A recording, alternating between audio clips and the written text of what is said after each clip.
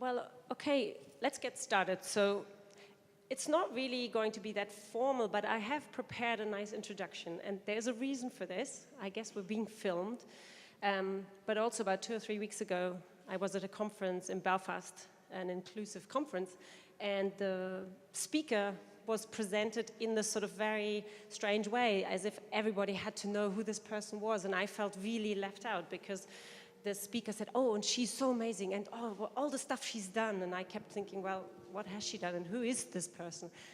So I'm not assuming the same about Evan, but I thought it would be really appropriate to introduce Evan with a little sort of biography, and then, of course, Evan can keep me right, but I wanted to start with a nice quote from the Parliamentary Jazz Awards 4 years ago, which I love because it says, Parker has been rewriting the book on the sounds that can be made with a saxophone for almost half a century, developing a remarkable post-Coltrane technique that has allowed him to play counterpoint on what was designed as a single-line instrument, generate electronics-like textures acoustically, and build a personal soundscape that avoids conventional tunes but has its own arresting lyricism. I think it's fair to say that Evan has appeared on over 200 recordings on labels as wide as ECM, M&M, Incus, and so on. And he founded his own label, PSI, or Psy, in 2001. What I like about your little bit of history, Evan, is that I think Evan wanted to start botany, and then he decided for the saxophone, as you do, right? You have something in mind, and Evan was saying he had listened to Cecil Taylor at the time, a trio with Jimmy Lyons and Sonny Murray, and changed his mind and thought, well, free jazz is a better way to go.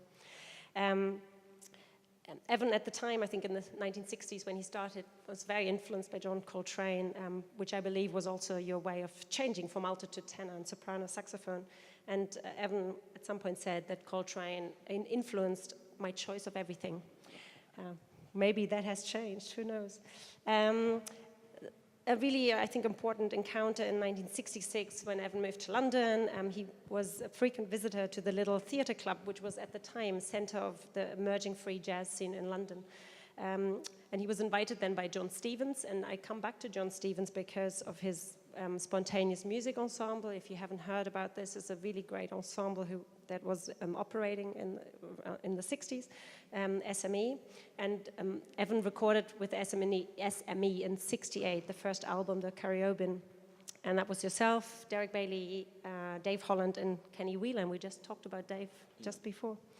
Evan then went on to form the music improvisation company in the 1970s and co-founded Incus Records with his long-standing partner and guitarist Derek Bailey. It was then that he was introduced to the German scene by bassist Peter Kowald, and he was introduced to Peter Brötzmann and started or played with Peter Brötzmann 68 on the Machine Gun recordings, and later met Schlippenbach and also percussionist Paul Lovens. Then there was lots of other links in the Dutch sort of scene with, rest in peace, Michel Mengelberg, who we lost sadly last year, yeah, and Han Benning. And I think some of the inspiring work, I mean, Evan's done lots of inspiring work, but playing in larger groups in the 70s and Schlippenbach's Globe Unity Orchestra, but also in the Brotherhood of Breath and Barry Guy's London Jazz Composers Orchestra. Evan, in the 80s, he formed his own trio with Barry Guy and with Paul Litton. And I think it's probably fair to say that by the end of the 80s, he probably played in most of the European cities and countries around the world. So a very prolific improviser. For those of you who don't know Evan, I mean, I can only encourage you to go along. In 2 days, Evan has a concert, and we just found out it got moved to midnight or after midnight. But Evan is very much known for I think much more known now for his soprano saxophone playing and specifically exploring techniques such as circular breathing, multiphonics, overblowing, and so on. So it's a great way of, if you haven't heard Evan, to come and listen to him. One of the works that I think I was inspired by what I heard in the 90s was Evan's work with the live electronics, Hall of Mirrors CD with Walter Prati. And again, I think it shows a real kind of drive for someone like Evan to keep developing. He was always doing other stuff, experimenting. And in the late 80s and 90s, he then met some of his earlier heroes, including Cecil Taylor and Coltrane's percussionist Rashid Ali, and played with people like those people too. There's a nice quote from The Guardian in 1993 when you played in the duo concert with Braxton, maybe you remember it. John Fordham in The Guardian, he raptured over what he says, saxophone improvisation of an intensity, virtuosity, drama, and balance to tax the memory for comparison. Do you recall this quote? It's hard these days to find any journalist giving such raving reviews, I think. So. Yeah, even John Fordham might struggle to be as enthusiastic now as he was then. So finally, I thought I'll leave you with two quotes from the Times. One of the music's greatest living instrumentalists, and The Wire called Evan one of the modern era's most original voices.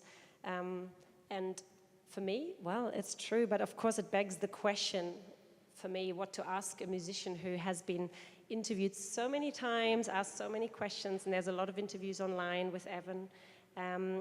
So I thought I'm going to start with what's potentially a bit of a selfish question. But there's a good reason for it, because I want to put it in the context of Portuguese improvisation. So I'll tell you a little bit about some of the ethnographic work I've been doing. Last year I was living in Portugal for 6 months, and I had the great chance to interview lots of people, including Gabriel, Pedro, but also people from different venues and labels, thinking about what we call experimental or free improvisation. So the question is kind of a bit of a question of definition on free improvisation, but it stems from some of the talks I had with those musicians, and it became very clear that this label, free improvisation, especially for the younger generation, I think it often was very uncomfortable, and almost it obviously has a historical connotation and connection, and maybe we can talk about this a little bit, but a lot of the younger musicians who I spoke to, they weren't even, I have to say, particularly aware of the historical lineage, which is great. A lot of them weren't even very much bothered about it. So I guess if we take free improvisation as a kind of a struggle or a revolt against free jazz in the late 50s, and free improvisation, not only a musical but also political and a social movement, and definitely probably a questioning of the musical language in its larger context. So I guess my question to you, Evan, is this label of free improvisation, does it still have meaning or relevance? Does it have a place in your thinking, in your music making? Or are you not that bothered? I find it's a reasonable approximation. You can also say open improvisation. What does it mean? What does any of it mean, actually? It's the specifics of the resulting activity. That's what people listen to. Theoretically, it's very hard to define what you mean by freedom. Define what you mean by improvisation. Everything is these words are much more complex to unpack than to use. They're very easy to sort of free improvisation. Okay. What are you really saying when you say that? It's there's a freedom to. For me, I guess the reason for emphasizing freedom is that it gives me maximum latitude to do whatever I feel like. And in fact, the most accurate description of what I do is I do what I feel like doing at the time when I'm required to play. And sometimes that means playing more safe, in the sense playing things that I'm more sure of, and sometimes it means taking risks, and probably the bigger occasions are the ones where you play safe, relatively safe, and the smaller, more intimate occasions are the ones where you can take more risks. But so free in that sense, improvising in the sense that, most improvising traditions are theme and variations style improvising. So whether the structure of the theme is 32 bars or 12 bars or whatever with a specific harmonic sequence. That's another question. That tends to be the truth of the history of jazz. Okay. We shall go there. And, but of course, jazz reached a certain point with, in the late 50s, and probably had already started to move towards that point. Maybe 10 years before, we talked about Lenny Tristano, for example. 1949, the first recordings of what you might call free jazz or free improvisation are actually maybe those Lenny Tristano sides, Digression and what's the other one called? Two sides. You could buy a 78. They're not very successful free improvisations. Then you had Ornette Coleman development, which was very much expression of the genius of Ornette Coleman as an inventor of melodies, as a developer of lines independent of chorus structures, so a much more open thing. They tended to work with fixed tempos and bass player playing a kind of walking line. That seemed to be the way most of Ornette's music was organized, at least in the beginning. And then things, I guess the Cecil Taylor thing from the trio with Sonny Murray and Jimmy Lyons. Sonny Murray is no longer really playing time. There's no bass player. There's no fixed chorus structure. At the same time, you had Jimmy Jeffries' trio with Paul Bley and Steve Swallow doing very open structures. So things started at that point to become very loosely connected with jazz, except that some of those key characters were known for having done other work in the jazz tradition. So that's why we keep coming back to this jazz word and wondering what it means. It certainly means something in terms of the origins, but the continuation, as you say, many of the younger players aren't really interested in that label. They're not interested in jazz. I know certainly some younger guys based in London that find classic modern jazz almost boring. Or boring. Let's say they find it boring. You know, they don't beat about the bush. At this point, people are coming, and really from the 70s onwards, people were arriving from other genres, thinking about Fred Frith, the origins of, Fred Frith's original group was pretty much a kind of rock group, but what do you call that kind of thinking person's rock music? I don't know. Anyway, so less hedonistic maybe than some more traditional rock, I don't know. So, but Fred gradually started to drift away from that rock thing into a more open improvising with John Zorn and so on. So connections started to be made, not just across genres, but across continents, across scenes, and so individuals. For me, everything is about in the end, the individual voice. And the way it seems to operate now is that people hear one another through recordings or through word of mouth. Have you heard so and so? So trusted colleagues will say, you should check out. Okay, and this is the way people gravitate together. New people are discovered and invited. And there is still some sense of what is relevant and what is developing. and what is already fixed, more or less fixed and understood. And I think that the fact that the younger players are not especially interested in the history is quite interesting. My experience of these two guys is that they know the history pretty well, but it's not a necessity. I mean, the most important thing from the playing perspective is to develop a sense of your own relationship to that tradition.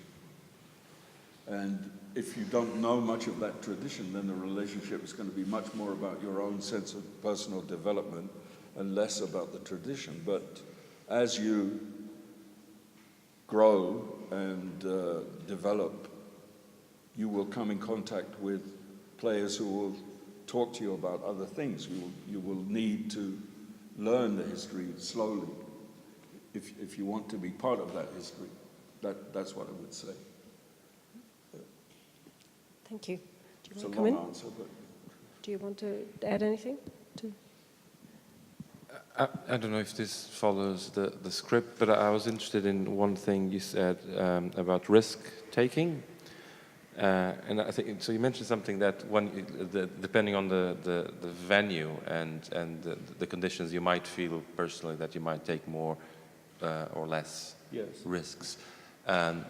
And in the context of this question of what is free improvisation,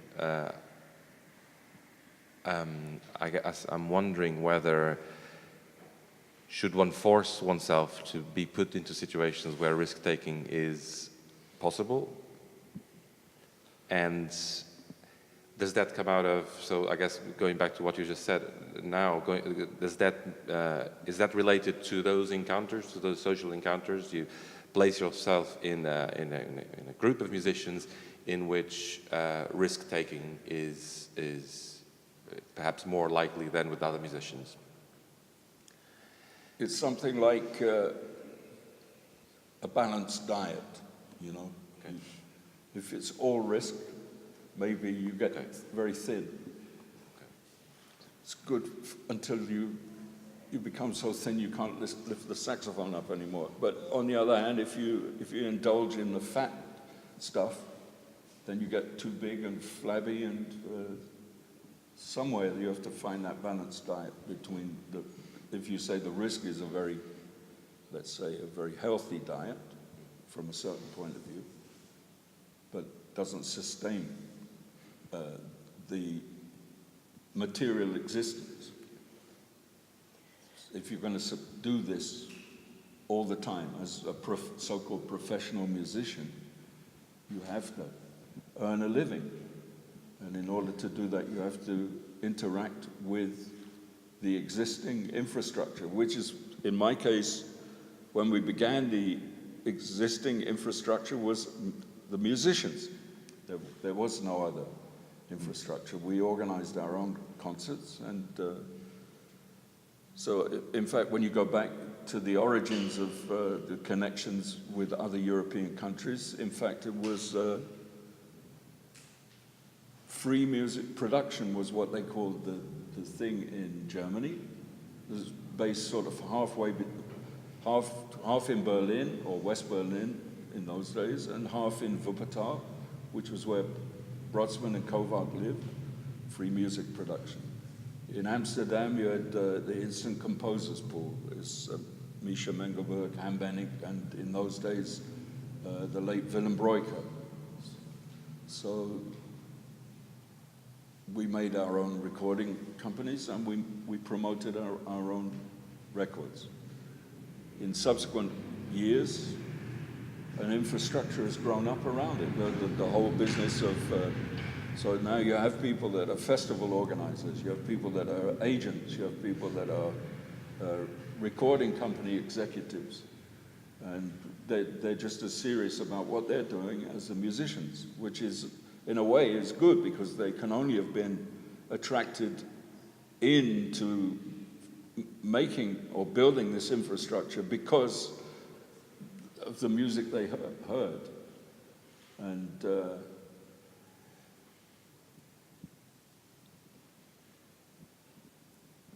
that means that there is now, there always was, I think, the possibility of earning some money. Some things were assisted, government assisted from, or Arts Council, in the case of England, Arts Council assisted, or, you know, the various ways in which cultural funding bodies open their doors to recognize. I remember the first committee in England, in those days it was still called the Arts Council of Great Britain, with an office in Piccadilly, and the charter carved in marble on the way in. A lot of politics has reduced that in the meantime. Now there's great hope because the new guy at the Arts Council of, is it just England? England, yeah.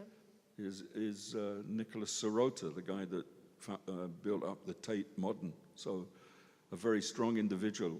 If he wants to do something, he can do it, I think. So maybe there's a return to a proper relationship between culture and cultural funding in England. In Holland, it's always been pretty stable, and in Germany, certainly more stable than in England, but with changes of fashion and all of that kind of thing. Okay, but that funding came into existence because the musicians were showing that, well, if you don't help us, we're going to do it anyway. So they needed to recognize that there was a movement afoot. And that's where these big gigs actually have come from. From something that, although everything is so complicated when I start to. See, the Berlin Jazz Festival is probably the first European jazz festival. And it was a jazz festival. And the access to the jazz festival for the free players was more restricted. But there was access, and gradually free jazz became part of the programming for Berlin Jazz Festival. So all the other European jazz festivals of stature and reputation, to one extent or another, include free jazz in their programming. Quite where free jazz turns into something else, I don't know. But that's about a younger generation's problem to solve that, really. Whether they feel the relevance of presenting their music in this context or in that context, that's for them to decide. We've been talking a lot about what does jazz, the word jazz means almost nothing in a way. It means so much that it means nothing. Just whenever you say the J word, we're all smiling. So we've kind of moved away from the risk, but I think that's an interesting one because I think we'll come back to this when we talk about maybe the last two. Yeah, I know, I ramble a lot, but I just wanted to. I wanted to define, you know, the. It may not even be true that it's on the bigger, more prestigious occasions, or let's say better paid occasions, that you decide to reduce the risk. There may be it might be something like a piece of your brain which makes the calculation without you really knowing what you're doing. But there's, because you're dealing with an audience, and the response of the audience is also part of a feedback, sets up some kind of feedback loop between what you're doing and what you do next. And that varies from place to place. So to simply just say, well, the big occasions, less risk, and the smaller occasions, that may not be true. But there's those tendencies, you know. Actually, on this, I'll talk about responsibility because I think that is a really interesting concept. Also, the interview I did with Gabrielle, you talked a lot about responsibility, about the context with the group, but also about responsibility with listeners.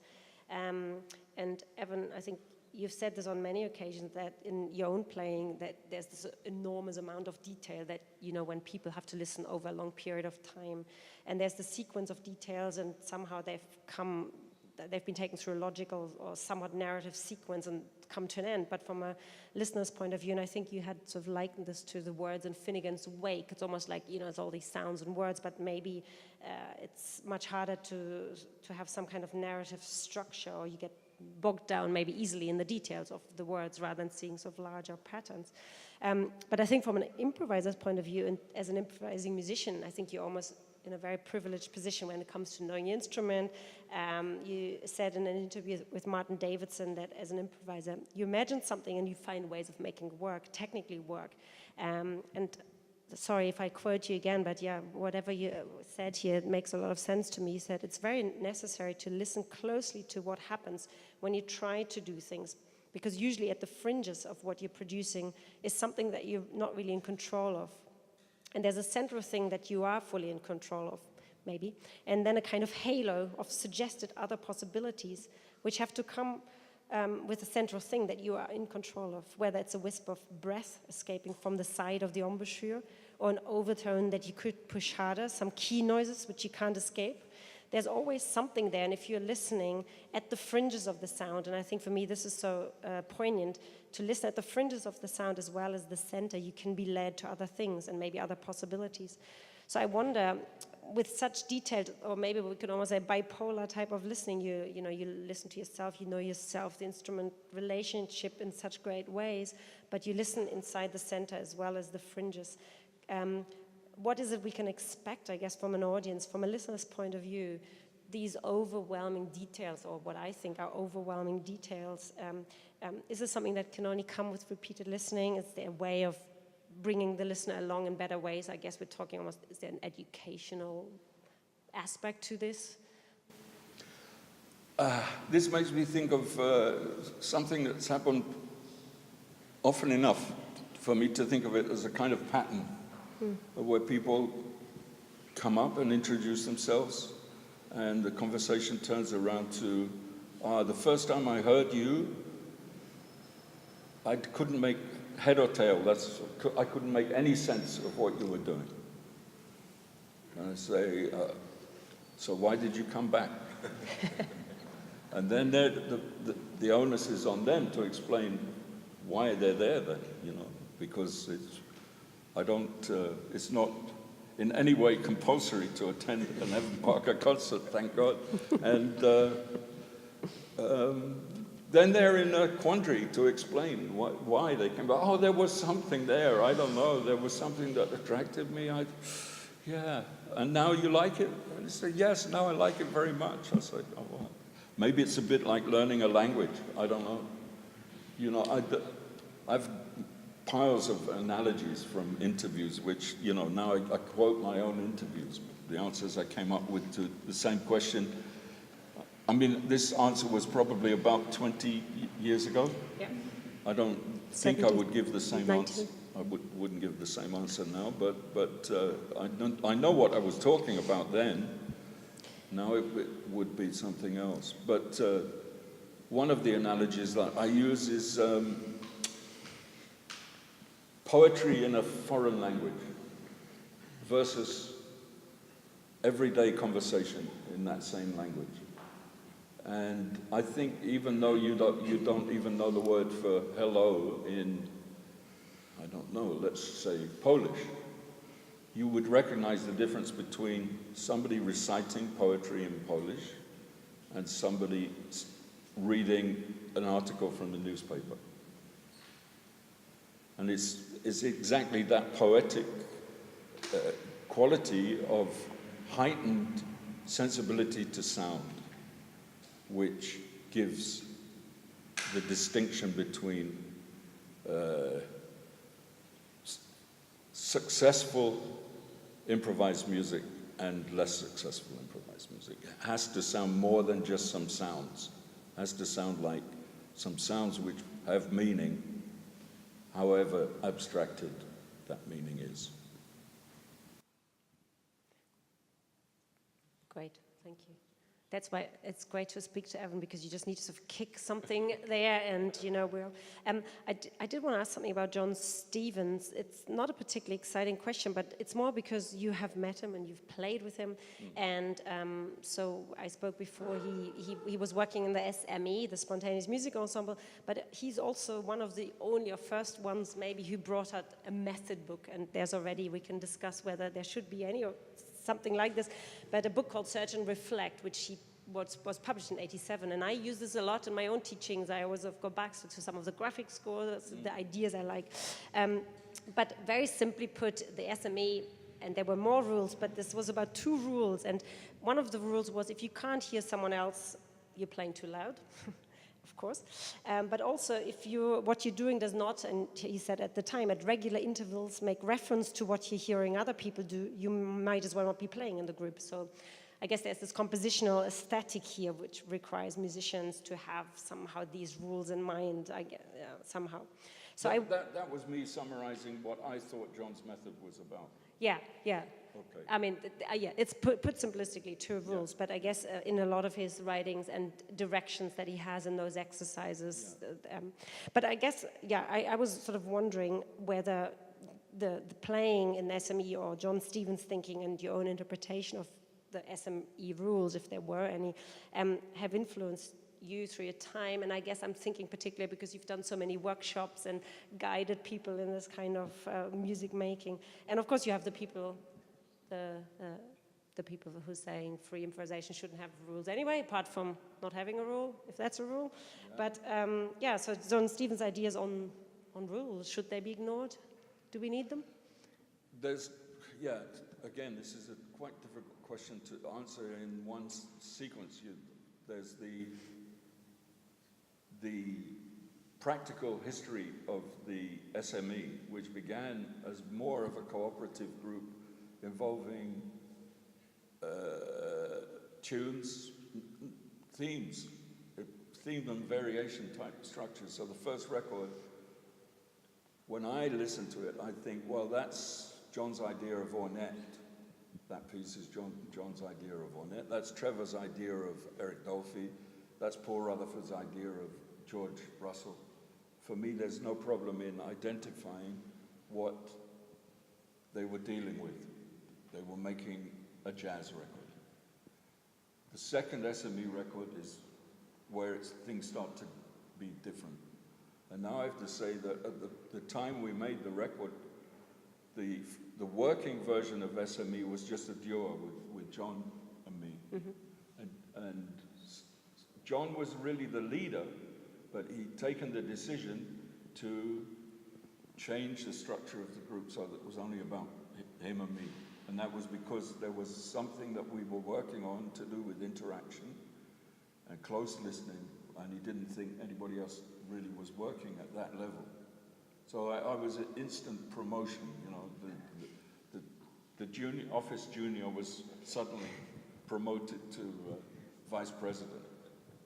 And it left some damage in its wake. You can understand that people were not happy about that. What do you mean I'm not in the band anymore? Well, you're not in the band. John just stole the leadership of the band, and he had the authority and self-belief to do that.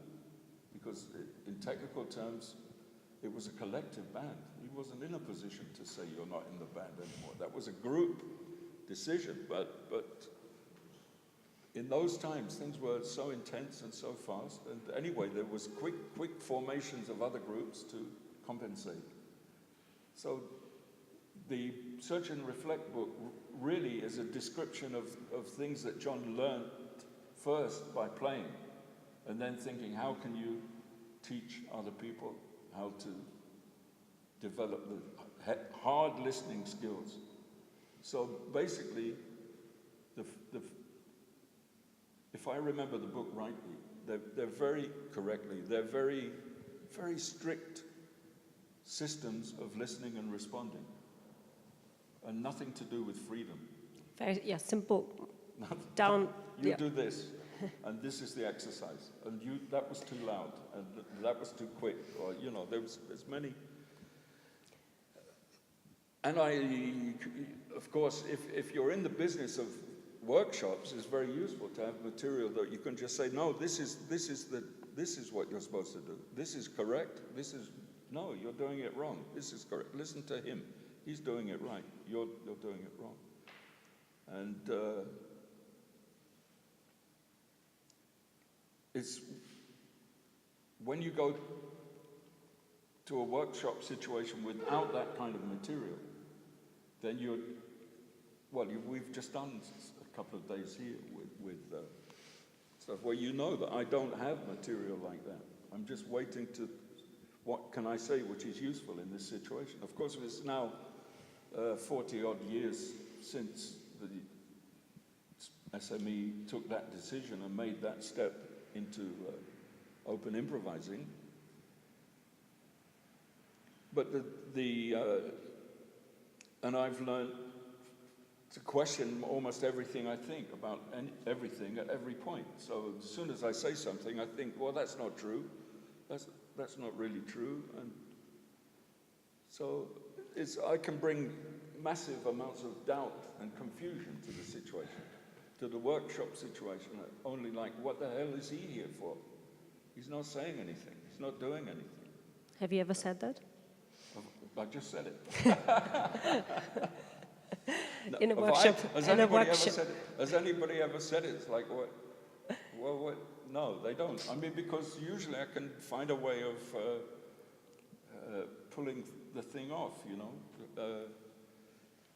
I don't really look for these workshop situations. I don't consider myself to be very good at it, but I'm using, when I use things, it's mostly about, okay, here we are. What are the acoustics like?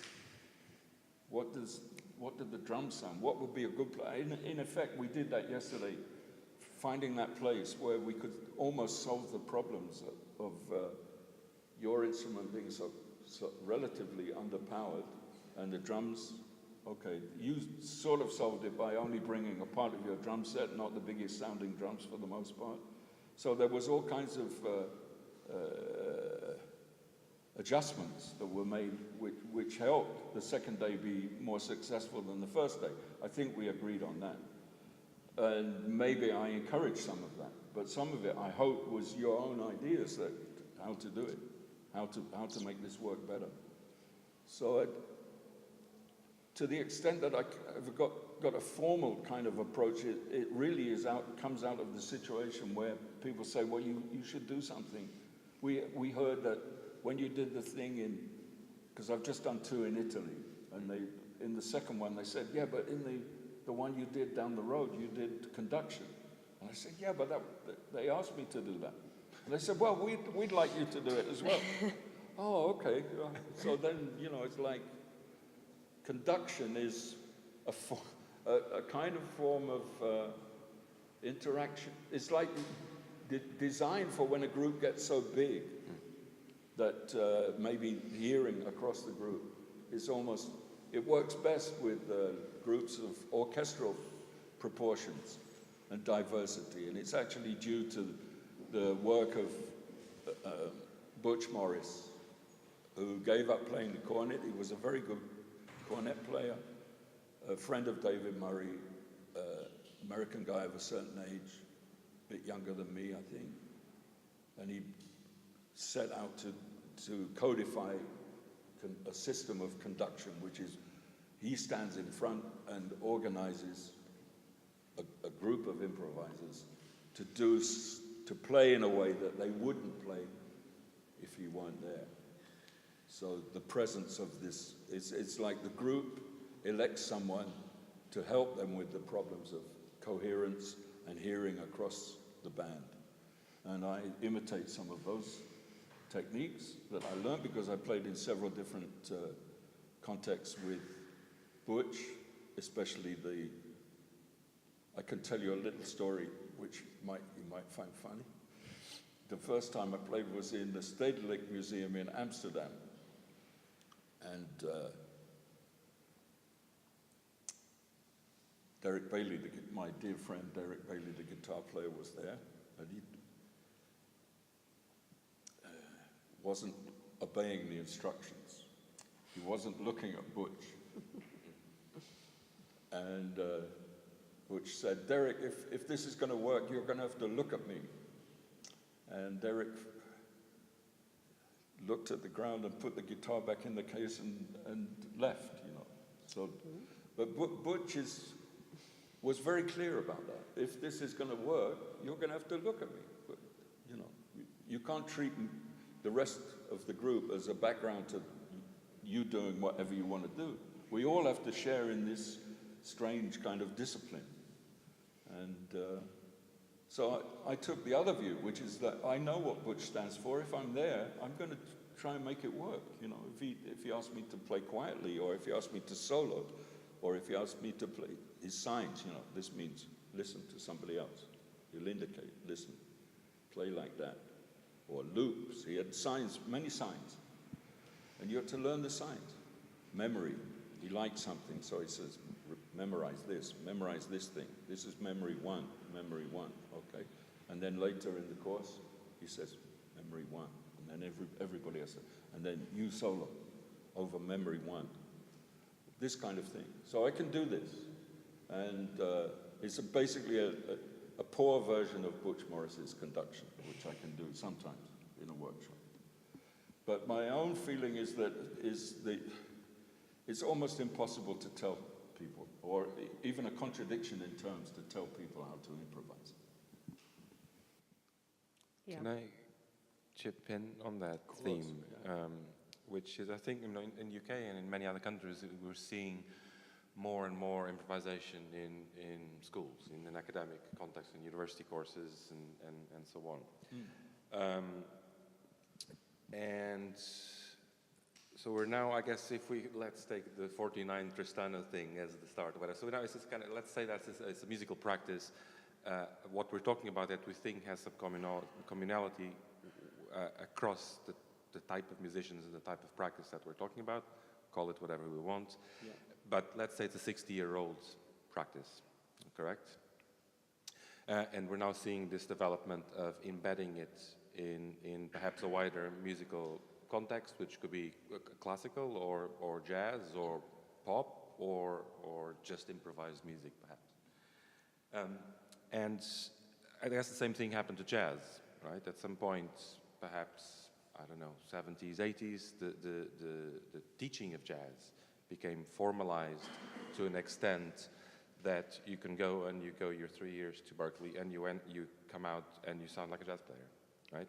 A Berkeley one, at least. And that, I think, well, in my view, one of the effects of that was an historicism and a solidification of the music along the same lines as what happens with classical music, because that is the method, and the jazz teaching method was an adaptation of the classical music teaching method. Is there a danger that the music that we're talking about and love can go down that path? And how does that relate to what we're talking about with workshop situations, with conduction as a method, or with search and reflect? You know, how do we avoid it's too late, that maybe. problem? Is it too late? No, I think it's precisely saved by its own impossibility. You know, what search and reflect does is not teach free improvisation. It teaches listening skills and instrumental control skills and things which can be of essential use in improvising. But as far, I better look at the book again, because perhaps I'm missing some parts of it which do deal with more suggestive approaches to improvising. But as far as I know, and what I like about John's book, and I'm so pleased that it's being recognized, because he struggled, you know, at the time when he was doing that, nobody was really working on that kind of thing. So it's long overdue for republication and contextualization and a decent kind of biography of John to be written. And all of those characters. I mean, with this very fat book by Ben Watson about Derek, which has some part of the story. So that's good, but I don't think it's really a book that says everything there is to be said about Derek. There's almost nothing about John Stevens, in book form, nothing about Paul Rutherford. These are all people that were part of that school in London that sort of was the equivalent of the art ensemble of, the AACM, the Chicago group. So it was a self-help group of musicians working, promoting, supporting one another's ideas. And the documentation is just not what it needs to be. But it's great that, for example, you're looking at the John Stevens stuff. And maybe David Toop's book starting to dig out some of the stories. Yeah. So no, I agree with you. There's a big hole in sort of historical narratives, and that's why it's fantastic anyway to speak to people like Evan, and hopefully someone will write your story. Maybe you will write it yourself. Also, we shouldn't forget, and I'm sure you don't forget, that there was that overlap in a way with John Cage and indeterminate musics and aleatoric musics and Gruppo Novo Consonanza, and I think even before that there was a group in Japan of classical players that wanted to improvise. So the history is, I think some of the documentation is hanging on a thread, but it's there, and it can be collated and analyzed, and slowly the world sort of history will emerge in a more coherent form. But at the moment, it's like George's book about Chicago is very good on Chicago. David's book will be pretty good on London. And we've just had the big exhibition in Munich for ECM, and now there's one for FMP in the same space. What's it called? Haus der Kunst. Haus der Kunst. Yeah. And we talked last night that in a few years' time, I guess the Portuguese history, someone will be telling the Portuguese history. No, I think I'm really glad you mentioned the connection with the aleatoric music, and of course Stockhausen and open form music and all this, which seemed to, almost the musical language became so close from sort of classical, Western classical music and free jazz, free improvised music, and they somehow have maybe come apart again. There was this great moment where... Strange. I saw Frederick Rzewski, because Musica Electronica Viva were a very important part of that, the American part of that, because they were traveling and they came to Europe. Whereas the group, there were some other university-based groups working with improvisation that didn't travel. They were really, I can't remember the names even. In the US? In the US, yeah. I can't think. Cornelis Cardew is the crucial thing that turned AMM from being derived from jazz, that word again, adding Cornelius to the group, because he wasn't a founder member of AMM, but he became a core, no pun intended, core was his nickname, a core member of what we think of as AMM, which is a different approach to improvising, which seems to me still to have more in common with aleatoric music, chance operations, whereas the John Stevens approach is much more interactive, specific moments of interaction. And the history is sort of known, but I think it needs to be clarified and codified. Great. So maybe we can move on, and I want to open it up to include the other Portuguese musicians at this stage. I think Evan's kind of work over the last 2 days has been really fascinating for us. It was an interesting move from day one to day two. But I think, you've talked often about this notion of trust when you're in a group, especially a new group, and, that people have to know that your intentions are good. Sounds a bit so biblical, almost spiritual. But, in a way, we all kind of open ourselves up to, potentially strange situations. So I'll pass on to Pedro, who can maybe fill some of you in, not you, but some of the people who might want to know what we've been doing, or I can do. Yeah, so you can do that, and then people were there. So, but it'd be really interesting to get your views too, because I think we want to just quickly reflect, almost each of us, on the last 2 days, and I would really like to hear what people have to say who were around, walking, taking photos, recording, and so on. So I guess, you know, the proposal was to spend 2 days with a group of improvisers led by Evan, but instead of doing the sessions perhaps in the concert hall or in the studio, to add, I guess, another element, if you like, of using what I find interesting spaces around the city, spaces that you wouldn't normally associate with live performance or with even public activity in general. All these spaces were in a fairly fragile physical state as well, and each of them with their own resonances in terms of their historical use, their function, their position in the city, and their physical resonance in terms of their own acoustics.